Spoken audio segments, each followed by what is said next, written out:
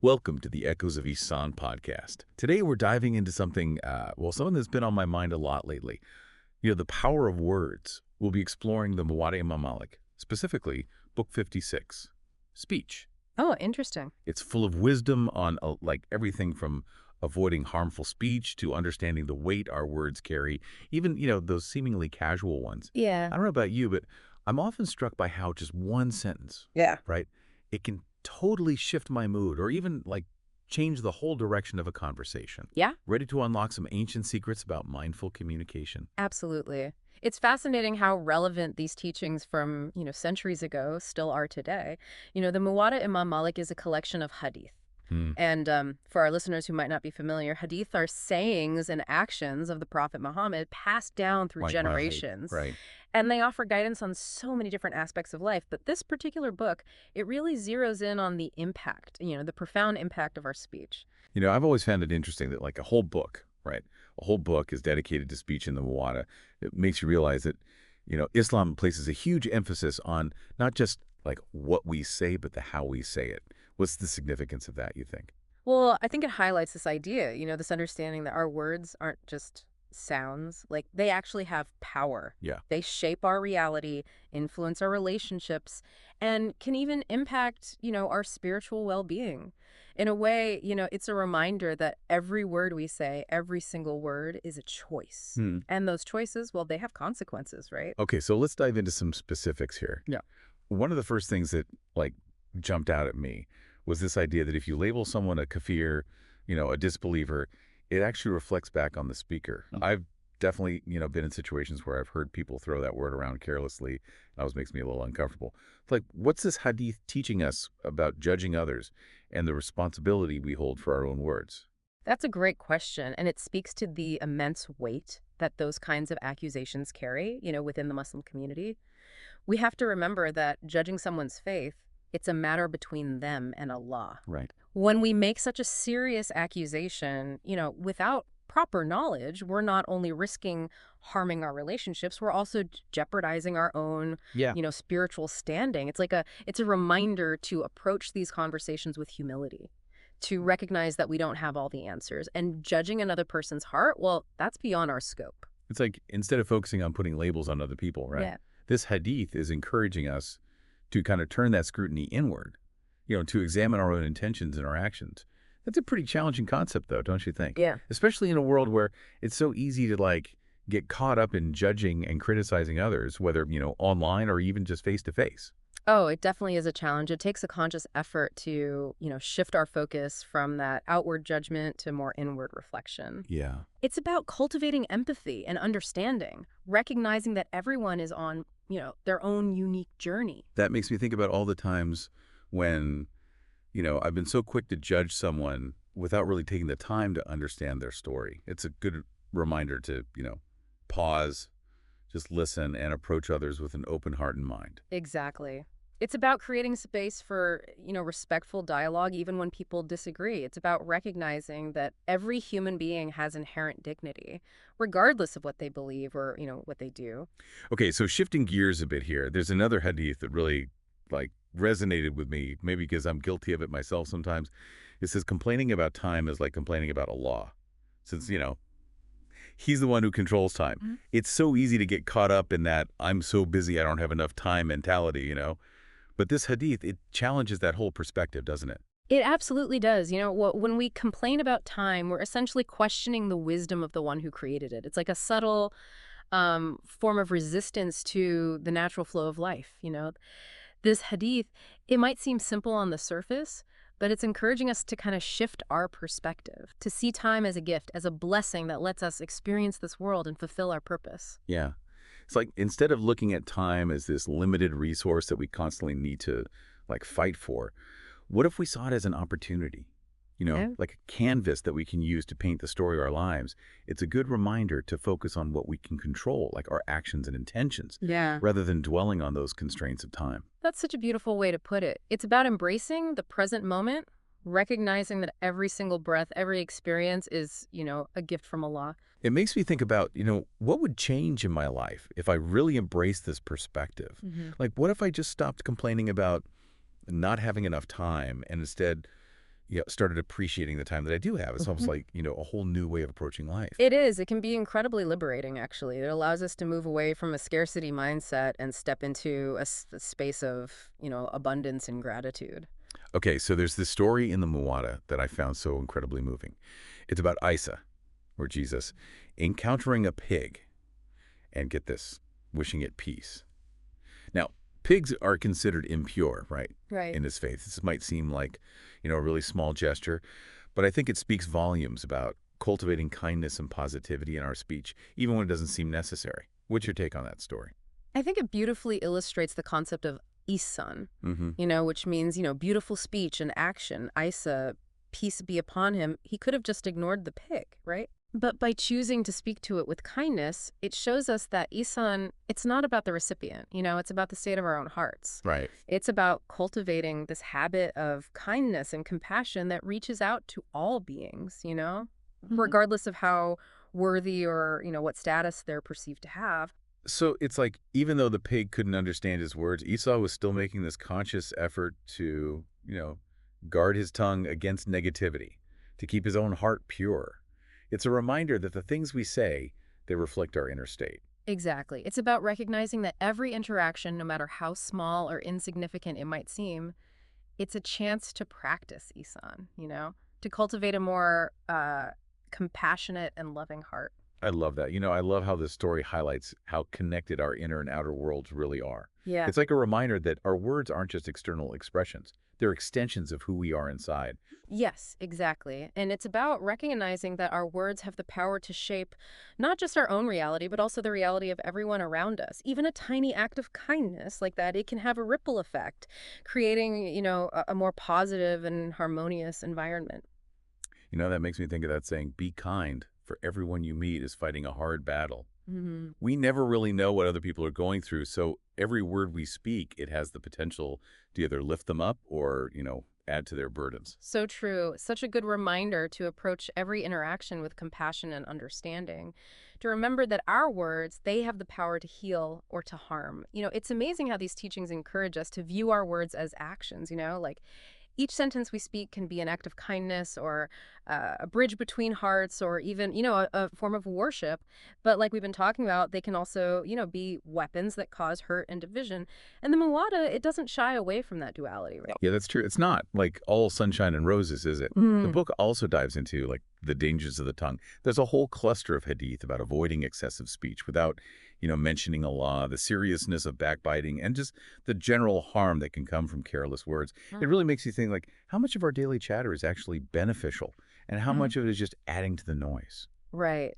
It's so easy to get caught up in, idle chatter or gossip or just complaining. But the Muwatta, it reminds us that, our words actually have a spiritual weight to them. Hmm. Excessive talking, especially when it, lacks a real purpose or it's filled with negativity, it can actually drain our spiritual energy. It's like we're scattering our focus and attention instead of, directing it towards something meaningful. It's almost like a form of mindfulness practice, isn't it? Like paying attention to our speech patterns, noticing when we're, engaging in harmful or unproductive talk, and then consciously choosing to like Yeah. elevate our conversations. Have you ever tried to be more mindful of your speech? I'm curious to hear about your personal experience with that. Oh, absolutely. It's an ongoing effort for sure. And, I'm far from perfect. But I have found that just being aware of this concept, like, it really has made a difference in how I approach conversations. When I catch myself, about to engage in gossip or negativity, I try to pause and ask myself, like, what purpose does this serve? Is this actually adding value to the conversation or even to my own heart? That's such a great question to ask yourself. Yeah. I think a lot of us could benefit from taking that moment to reflect on the intention behind our words, before we actually speak. This is so easy to say things thoughtlessly, especially when you're caught up in the heat of the moment. Especially these days, Mm. where communication is so fast paced and so often driven by like reactions. But I think that's exactly why these teachings are so important. They give us this framework for navigating these challenges with, wisdom and grace. Absolutely. Okay, so there's this hadith in this section that really intrigued me. It says that, when two people are having a secret conversation and excluding someone else, like that's discouraged. And it's like, ouch, that hits a little too close to home. I've definitely been in those situations where I felt excluded from conversations, and it's not a good feeling at all. So what kind of impact do you think these, exclusive conversations have on our relationships and communities? It is such a subtle but powerful dynamic, isn't it? Like, we might think, oh, we're just having a private conversation, but the impact on the person who's being left out, it can be really significant. Right. It can create this sense of isolation or mistrust, even breed resentment. And this hadith, it encourages us to be more mindful of, how our interactions are impacting everyone around us. It's about creating that feeling of inclusivity and making sure that, everyone feels welcome and valued. Yeah. It's like even if we don't intend to hurt someone's feelings, our actions can still have unintended consequences. Mm. I think about like those times when I've been part of a group and we're sharing inside jokes or, whispering secrets. It's easy to just get caught up in the moment and forget about, people who might be feeling left out. It's not always about, deliberately excluding others, right? Mhm. Sometimes it's just thoughtlessness or just a lack of awareness. And this hadith, it challenges us to really pay attention to those subtle dynamics and make a conscious effort to be more inclusive, in all our interactions. Okay, so this next one kind of had me just scratching my head a little bit. Mm. The prophet, peace be upon him, Mm-hmm. he condemned lying. Yeah. But then he said it was permissible to playfully tell your wife, you know, you'll do something without actually intending to follow through. That seems a bit contradictory, doesn't it? Can you help me understand, like, the nuance here? It does seem a little paradoxical, doesn't it? But it actually highlights how important context and intention are in Islamic teachings. Lying is generally prohibited, but there are these exceptions made for, specific situations where the intention isn't to deceive or to harm. In this case, it's about acknowledging, the unique dynamic of a loving relationship where, playful banter and teasing, they can actually strengthen the bond without undermining that trust. So it's like, saying, oh, honey, I'll take out the trash later, but knowing full well you're just going to settle in for a nap, right? Like, Right. it's not meant to be some malicious lie. It's just a lighthearted way of, interacting with your partner. Exactly. It's about understanding, the spirit of the law rather than getting caught up in this rigid interpretation. The key here is that the intention isn't to manipulate or deceive, but to just create that playful and affectionate, atmosphere. It reminds us that even within, religious guidelines, there's room for flexibility and nuance, Hmm? you know, based on the situation and the intention behind it. Absolutely. And it's a reminder that Islam values these human relationships. Yeah. It recognizes the importance of love, humor, and connection, especially within a marriage. It's about finding that balance between upholding ethical principles and, nurturing healthy and loving relationships. Okay, so let's shift back to some more, I guess, universally understood no-nos. The Muwatta lists some actions that anger Allah, like squandering property and, being two-faced. These are concepts that, they resonate across so many cultures and religions. Why do you think these actions are given so much weight in Islamic teachings? These concepts really get at the core of like Islamic values, things like social responsibility, honesty, and integrity.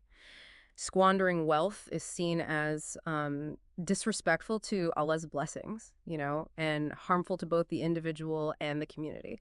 It's about recognizing that the resources we have, they're not just for our own personal enjoyment, they're Mhm. also meant to benefit others. It's about using our wealth wisely, investing in what matters, and, supporting those in need. So it's not just about, like, accumulating wealth. It's about how we actually use it and what impact it has on the world around us, right? Precisely. It's about acknowledging that our wealth is a gift from Allah and we're accountable for how we use it. And, when it comes to being two-faced, that goes against the very heart of sincerity and authenticity that Islam emphasizes. It erodes trust, it creates division, and ultimately it really harms the fabric of society. It's like living a double life, right? Presenting one face to the world and a totally different one in private. That kind of duplicity, it creates this disconnect within ourselves, and, it ultimately undermines our relationships with others. It creates the sense of, fragmentation where our words and actions don't line up with who we really are. And Islam encourages us to, strive for integrity, to be genuine in our interactions, and to really live a life that's grounded in truthfulness and sincerity. There's one hadith that I found pretty powerful, maybe because it speaks to some of the challenges we're facing as a society these days. It says that even if there are righteous people in a community, it can still face destruction if wickedness is widespread. That's a pretty sobering thought. Yeah. What does it tell us about our individual responsibility to, contribute to building a just and moral society? I think the Hadith really underlines how interconnected our actions are and the impact that they have on the collective. Individual righteousness is important, sure, but it's not enough to guarantee, the well-being of the entire community. We're all part of this larger ecosystem, right? And our actions, both good and bad, they have this ripple effect. So I think it's a call to action. It's a reminder that we can't just be passive observers. We have to actively work to create a just and equitable society, speaking out against injustice and promoting good wherever we can. It's like saying that one good apple can't save a whole barrel of rotten ones, right? We need to Yeah. all work together to create a healthy environment, and that starts with each of us taking responsibility for our own actions and working to, make a positive impact. Exactly. It's about recognizing that we're all in this together. And the choices we make, both individually and collectively, they shape the world that we live in. It's like, we're all these threads in the tapestry of humanity, and our actions, they create the patterns and the colors that make up that bigger picture. So if we want to see a world that's, beautiful and just, we really need to be mindful of those threads that we're weaving. What a beautiful analogy that really captures, the essence of our interconnectedness and the impact that our choices have on everything around us. So before we wrap up our deep dive into Book 56, speech, there's one more story I wanted to touch on. It's about Umar ibn al-Khattab. He was, the second caliph of Islam, Right. and he was known for his piety and justice, right? But there's this hadith where he's like walking in an orchard and just talking to himself, reminding himself to fear Allah and be mindful of his actions. It's like even someone in such a high position, someone so revered for their righteousness, they still felt that need to constantly check themselves, to strive for self-improvement. What does that tell us about the ongoing nature of our spiritual journey? I think it's a powerful reminder that, pursuing spiritual excellence, it's a lifelong journey. It doesn't matter what your status is or, what you've accomplished. Umar ibn al-Khattab, even though he was in this position of authority, he understood that true leadership, it comes from humility and from that constant awareness of, our accountability to Allah. And I think that's a lesson for all of us, regardless of, where we are in life. It's like he understood that the moment we think we've arrived, like we've reached some level of spiritual perfection, that's the moment we stop growing. True righteousness, it's about that continuous striving, that self-reflection, and really committing to aligning our actions with our values. Yeah, it's about recognizing that we're all works in progress, constantly evolving and, refining ourselves. And it's also a reminder that, our spiritual growth, it's not a solo mission. We can learn from the examples of those who came before us, like Umar ibn al-Khattab. And we can inspire each other to strive for that excellence. It makes me think about the importance of, mentorship and surrounding ourselves with people who uplift us and, challenge us to be better. It's about creating that kind of supportive environment where we can all, learn and grow and hold each other accountable. And speaking of, learning from others, there's this really fascinating observation that Imam Malik himself made about the companions of the Prophet, peace be upon him. He noticed that they weren't impressed by fancy words or, eloquent speeches. They valued action, deeds over rhetoric. What do you think we can take away from that observation? I think it speaks to the importance of sincerity and authenticity. The companions, they witnessed the Prophet's life firsthand. And they understood that true faith is reflected in how we live, not just in what we say. Mm. They saw that words without action, they're empty. It's like that saying, actions speak louder than words. It's about walking the walk, not just talking the talk, right? It's about making sure that our actions actually match up with, the values that we say we hold. It's a call to move beyond those empty promises and, those grand pronouncements, to actually focus on what we can do to make a real difference in the world.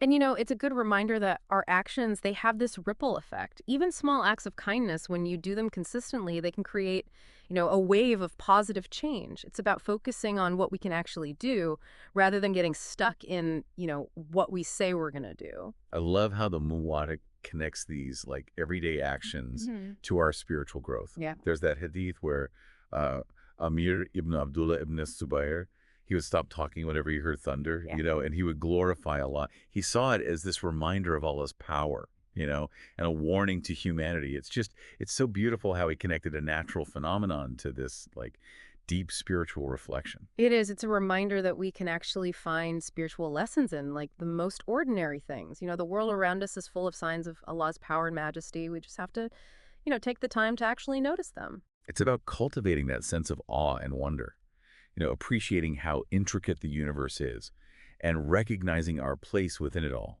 It's about pausing even amidst the busyness of life and just reconnecting with something bigger than ourselves. The Muwatta Imam Malik also touches on the Prophet's legacy, specifically regarding inheritance. His wives, they wanted to know, how their inheritance would be handled after he passed away. So they sent Uthman ibn Affan to ask Abu Bakr, who later became the first caliph, right? Mhm. And Aisha, one of the Prophet's wives, she reminded them that the Prophet had said, "No one inherits from us. What we leave is sadaqah." What a powerful statement, right? Can Yeah. you explain what that means and why it's so significant? Yeah, that's a really profound statement. It is.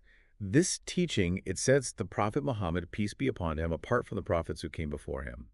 It emphasizes that his mission was purely spiritual, and that his possessions, they weren't to be treated as like personal wealth to be passed down. The word sadaqah, it means charitable giving. And it means that the prophet's belongings, after taking care of his family's needs, they were to be used for the benefit of the whole community. It's like he was saying, my mission isn't about worldly gain or accumulating wealth.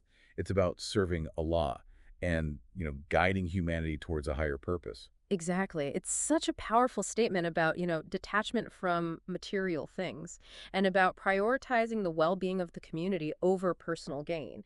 It sets this like precedent for leaders in the Muslim community, to really put the welfare of the people they serve above their own personal enrichment. It's a reminder that leadership is a trust, and those resources should be used for the benefit of everyone. And that idea, it's emphasized even more in another hadith where the prophet, he specifically says that his inheritance, it's not to be divided up like, regular wealth. He makes it clear that anything that's left over after providing for his wives and servants, it should all be given as charity. That's it's a beautiful testament to his humility, his generosity, and his unwavering focus on the spiritual well-being of his community. It's true. And it challenges us to, rethink our own relationship with material things and think about how we can use our own resources to benefit others and help build a more just and equitable world. Wow. We've covered so much today. It's amazing how much wisdom and guidance there is in just this one book of the Muwatta. So as we wrap up our deep dives into Book 56, speech, what are some of the key takeaways that you hope our listener will walk away with? Well, I think the most important takeaway is that our words, they're not just, sounds coming out of our mouths. They're these powerful tools that can shape our reality, influence our relationships, and, they can even impact our spiritual well-being. The Muwatta, it encourages us to be mindful of our speech, to choose our words carefully, and to use them as, instruments of kindness, compassion, and connection. It's about recognizing that every word we say is a choice, and those choices have real consequences. It's about speaking with Ihsan, letting our words reflect that beauty and compassion that we hold in our hearts. It's about understanding that our speech, it's a reflection of our inner state. And by working on cultivating that purity in our hearts, we can actually create a more harmonious and, spiritually enriching world for ourselves and for everyone around us. Absolutely. So to wrap up our deep dive into the Muwatta Imam Malik, Book 56, speech, I want to leave you with this. What will your words create today? Will they be, seeds of kindness, or bridges of understanding, or maybe echoes of Ihsan that, resonate in the hearts of others? The choice is yours. Thank you for joining us on this journey, and may your words be a source of blessing and inspiration.